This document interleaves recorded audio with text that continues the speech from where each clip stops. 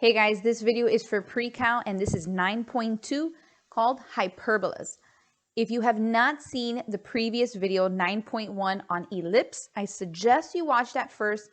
If you understood that one, this one is very similar with just a few minor changes. So looking at the equations, you can see that they almost look identical to that of an ellipse. The biggest difference your eye is probably catching is that instead of a plus, there is a minus, okay? Now, the image is almost drawn the same, but instead of the graph going inward, imagine those two like parabolas that were inward making the ellipse are now flipped outward, and that is your hyperbola, okay? So I color-coded in orange the horizontal information and in blue the vertical information.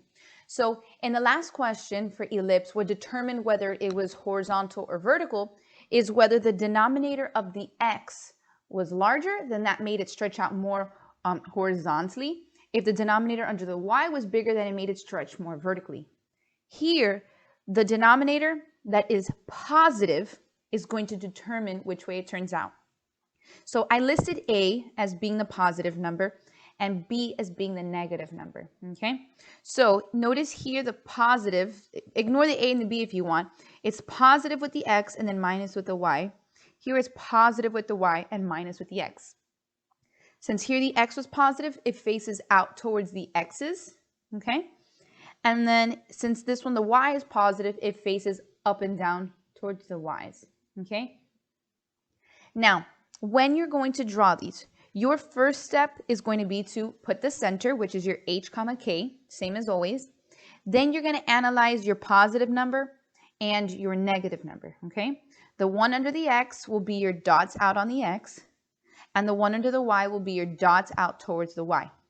Once you make those 4 dots, you see this dotted box around here? It doesn't mean much for the actual graph. It is going to help you draw these asymptotes, though, which determine the width of these 2 separate parabolas that then make the full hyperbola, okay? So one more time, you draw your center, you figure out to your x and up and down to your y, same as you've done in the past questions. You're going to draw a box. I draw it in a different color or dotted or both. And then across that box, I'm going to draw an X, and those are going to be my asymptotes, okay?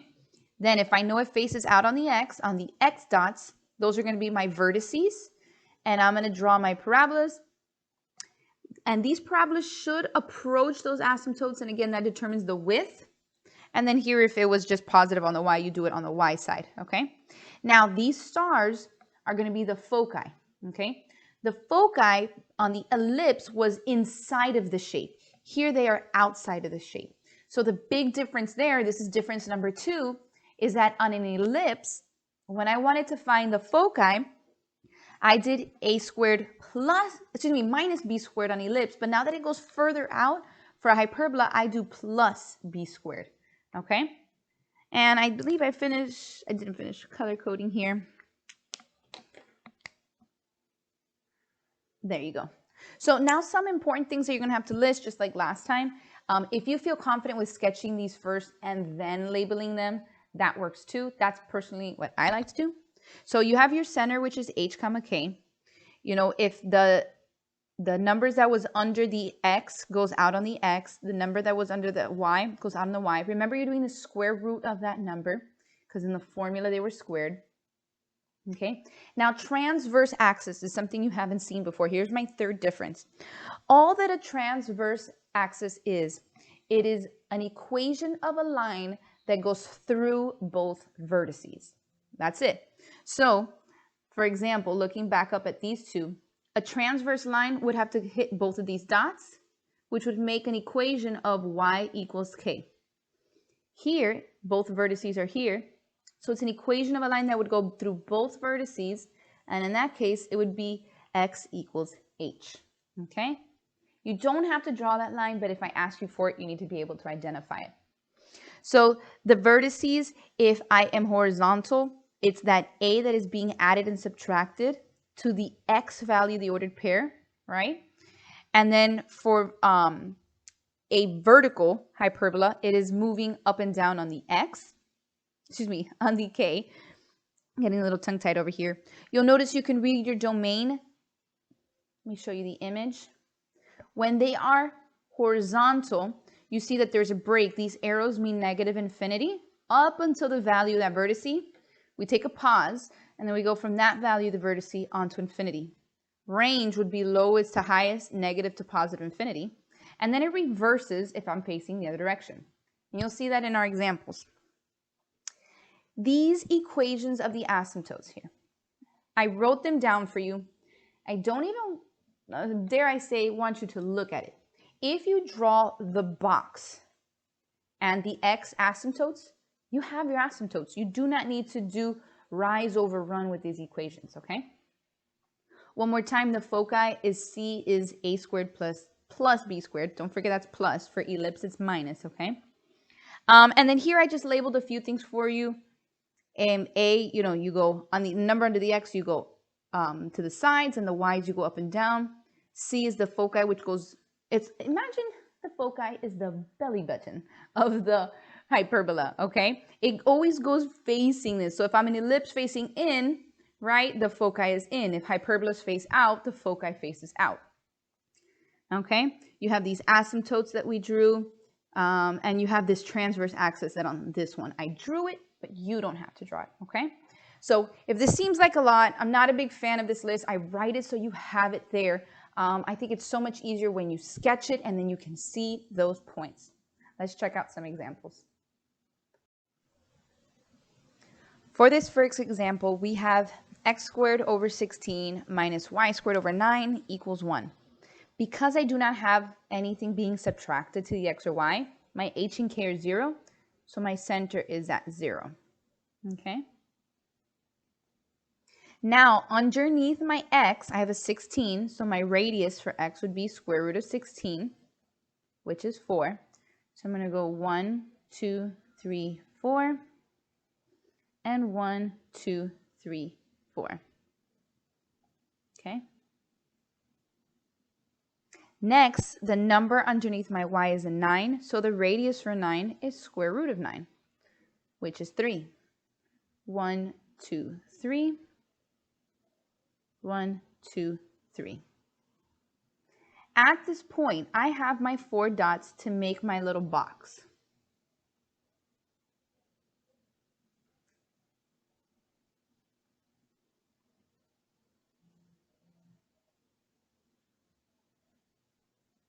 Okay? Once you have your box, now you can draw your asymptote. Doesn't have to be too perfect, okay? Ooh, this is a little sideways. Okay? There's my asymptotes. Now, I can either draw my parabolas up and down, right? Or right and left. The two parabolas together make the entire hyperbola. Now, here's how I know which one to do. My x is positive, so that means they are going to go out on the x's. And I'm going to use those asymptotes to help me draw the width. Okay? So now my transverse axis is the line that is going to get drawn through both vertices, which in this case is y equals 0. Right? That line right there. My vertex, or my vertices, because there's more than one, is both of these. So here I have -4, 0, and here I have 4, 0.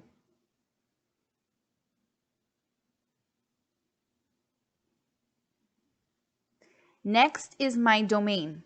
These arrows go furthest left, which is negative infinity, up until, remember, it's just this part, -4.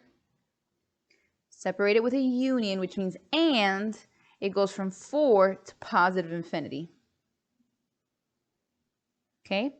My range, these arrows go down forever without any breaks, then go up forever. Now, all I have left is my foci. So my C is square root of a squared plus b squared. Doesn't matter which number you put first, being that it's being added. So I'm going to say 16 plus 9 Square root of 16 plus 9 is square root of 25, which gives me 5. That means I'm going to move 5 units from my center. 1, 2, 3, 4. And now 5. I'm going to put a little star there. And then 1, 2, 3, 4, and 5. I'm going to put a little star there. Okay, if you want to do it in a different color so it's easier to see. So now my foci moves from my center. So I have 5 to the left and 5 to the right. So I have negative 5, 0 and 5, 0. And I am done with this question. Let's go ahead and take a look at the next one. I encourage you to pause the video, try it on your own, and then check back with my work. All right, so again, I have nothing being subtracted to the x's and the y's. So my center, my h and my k, is 0, 0. The number underneath my x, be careful, my x is on the right side now, is 9. So square root of 9 is 3. 1, 2, 3. 1, 2, 3. The number underneath my y is 4, so the radius is square root of 4, which is 2.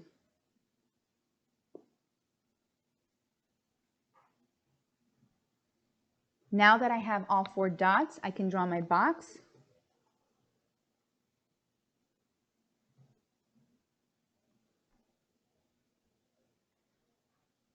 Okay, now that I have my box, I can draw my asymptotes.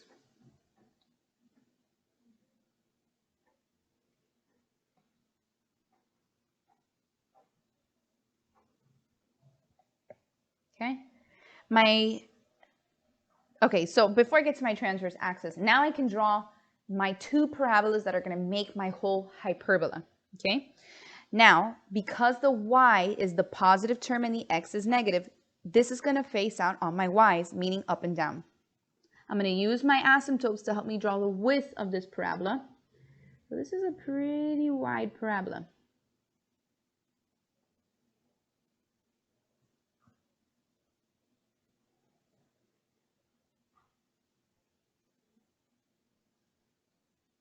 Okay, so my transverse axis is the equation of the line that hits both vertices.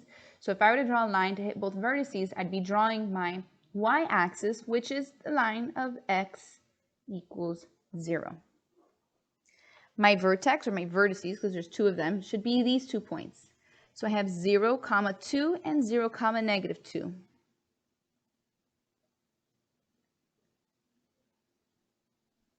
My domain furthest left has an arrow, furthest right without any breaks has another arrow. My range, my lowest, has an arrow. But as I go up, I have to stop at negative 2. And then I take a break and start up again at positive 2. And then all the way up, I have an arrow. My foci, I need to find my c. Square root of the 2 denominators being added, right, which is an a squared plus b squared, which gives me 9, and 4 gives me 13, square root of 13.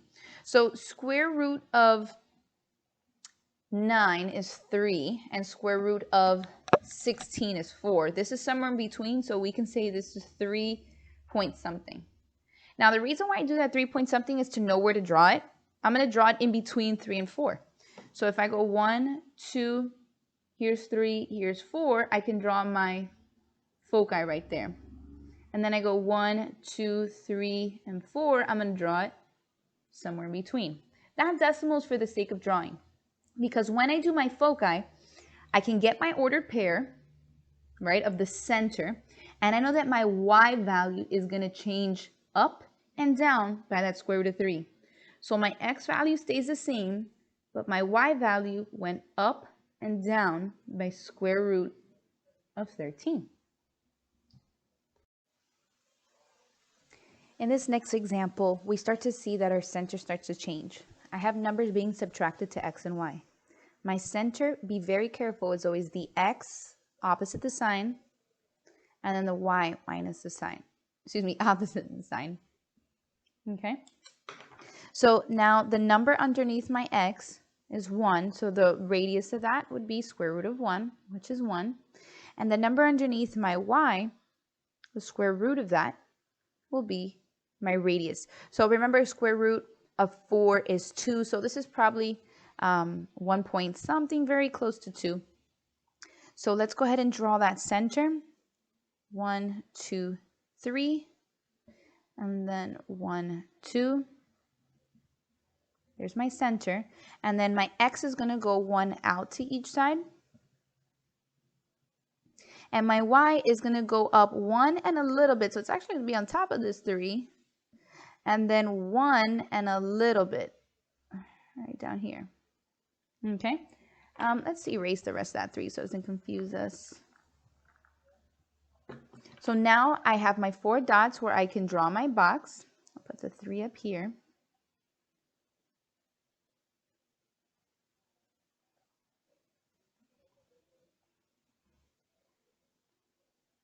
Okay, now that I have my box, I can draw my asymptotes.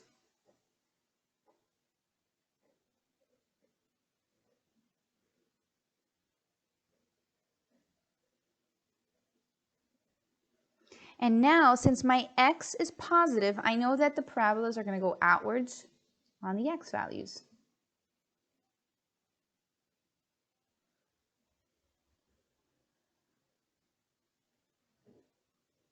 Okay? So my transverse axis is the equation of the line that hits both vertices. The line that would hit both of these vertices is y equals -2.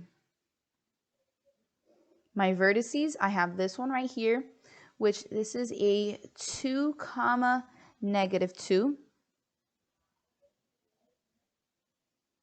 And then this one over here, which is a 4, -2.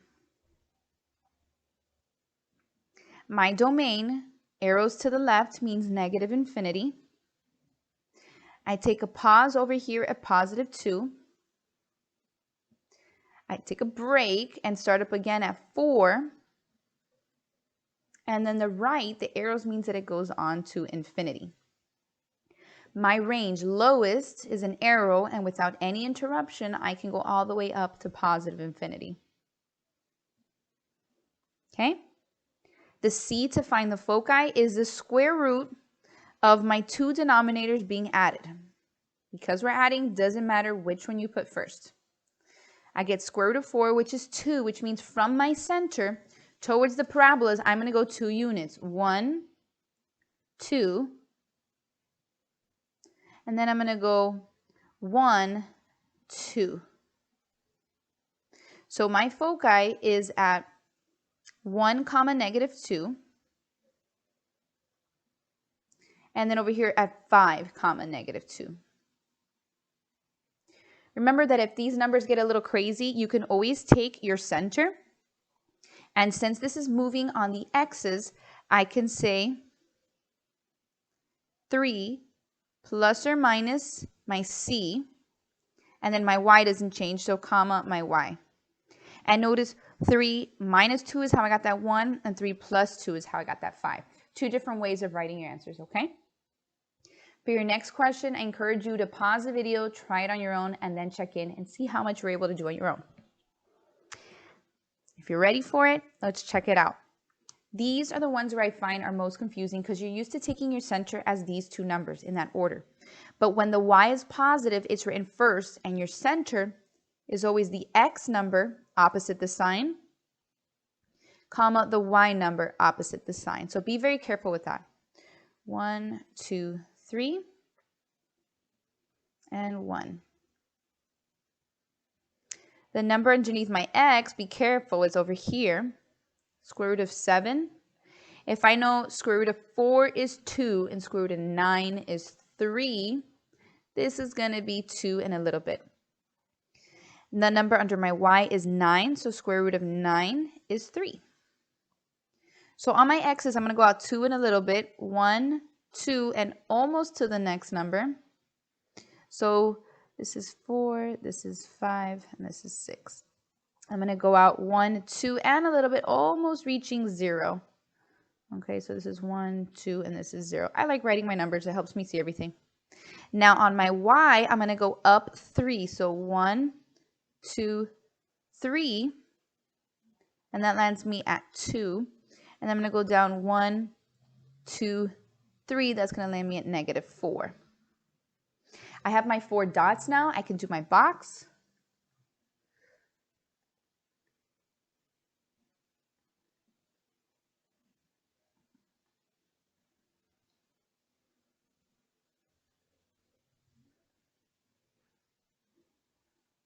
Now that you have your box, you can draw your asymptotes.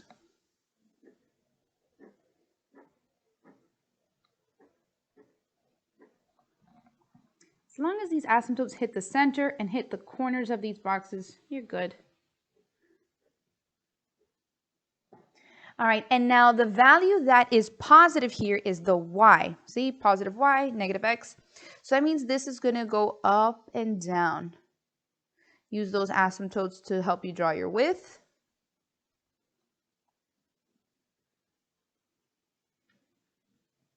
All right, so next we have our transverse axis, which is the equation of the line that is drawn through both of my vertices. So if I want to draw a line through these vertices, notice I hit x equals 3, and that's the equation I'm going to draw.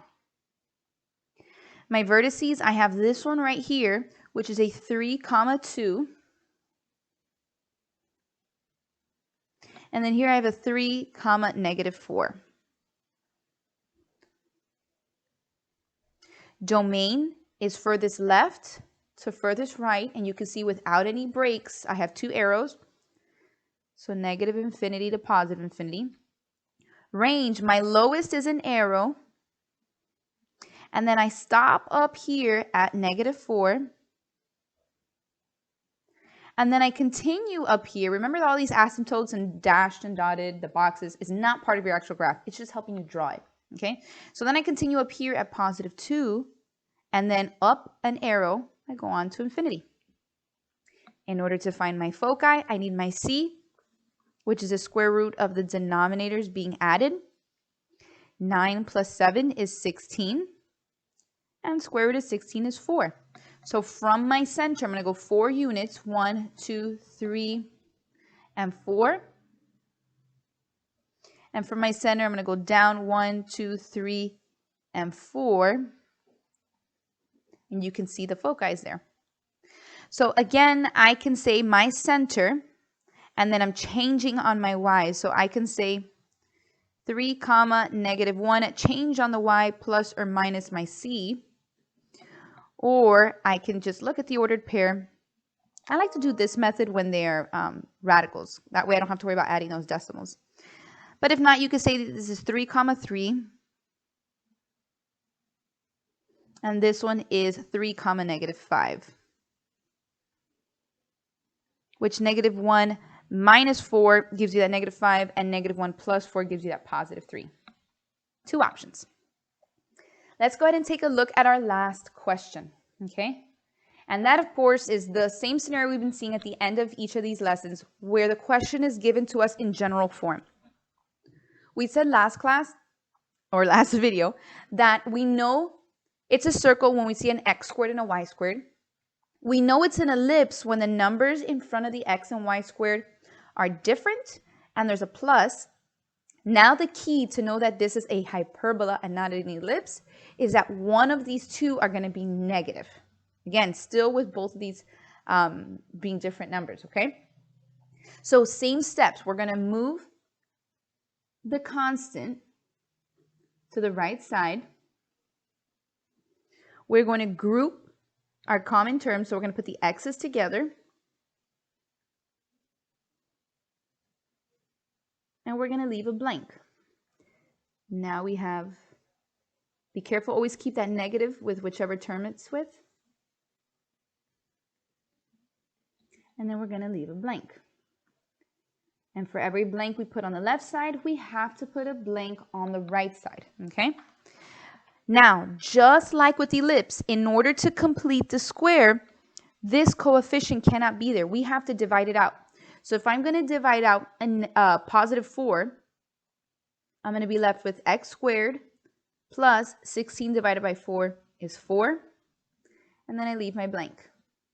Here, I have to divide out a negative 9. So I end up y squared, positive 16 divided by negative 9, I get a negative 2.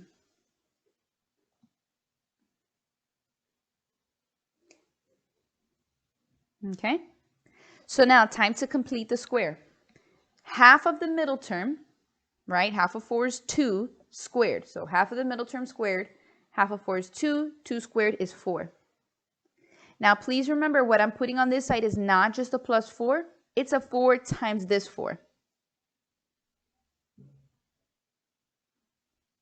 Okay, and now here, half of the middle term, half of negative 2 is negative 1, squared is a positive 1. And again, I'm not just adding a 1 to this side, I'm adding a 1 times a negative 9. All right, so now on this side, I bring that coefficient of the 4 down. I can write this as a perfect square. I'm going to write an x with a squared on the outside, and then half of the middle term is plus 2. Minus 9, write this as a perfect squared. I have the y, I put the squared on the outside. Half of the middle term, half of negative 2 is negative 1. If I clean up this right side of my calculator, I end up with 36. Okay? Now, remember, in order to get this into standard form, I need a 1 on this right side, so I'm going to divide every term by 36. Okay? 4 over 36 gets reduced to 1 over 9. So I have x plus 2 squared over 9 minus 9 over 36 gets reduced to 1 over 4. And then 36 over 36 is obviously 1. So now I have my equation in standard form, and now I can graph it. I'm going to take a minute to draw the graph really quick. All right, so my center is the x opposite the sign. So I have negative 2, comma, 1. The number underneath my x is a 9, so my radius would be square root of that number. The number underneath my y is a 4, so square root of number 4 would be my radius on the y. And now I'm going to go ahead and sketch that. So I have negative 2. Oh, I drew this to the opposite side. We'll still make it happen. Negative 2. And then we're going to go up 1. There's my center.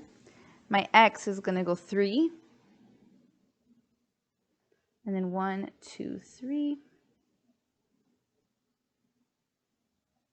And then my y is going to go 2 up and 2 down. Okay, so we have our box.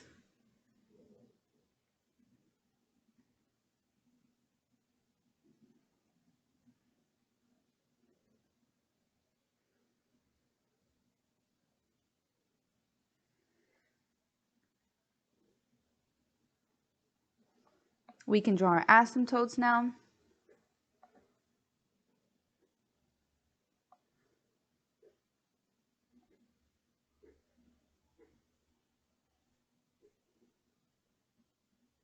All right, we're making a little bit of a mess, but we're going to make this happen. I'll just change up the colors. Okay, so the reason why we're making such a mess is because my positive value is an x. Oh no, I have to draw it over here. I'll just draw it in red. So one parabola goes this way, and the other goes this way. Okay, so my transverse axis, I'm going to move it over here. Transverse axis is going to be the equation that goes through both of my vertices, which you can see that lines up with y equals 1. Okay, next, my vertices, I'm just following this order here, okay, now I'm on vertices, is going to be these two ordered pairs. So if this was negative 2, 3, 4, 5, I have negative 5, comma 1, and then this one is 1, comma 1. my domain. I'm moving on to the next one. I go, red arrow goes all the way to the left, so I go from negative infinity. Oops, should not have closed that parentheses.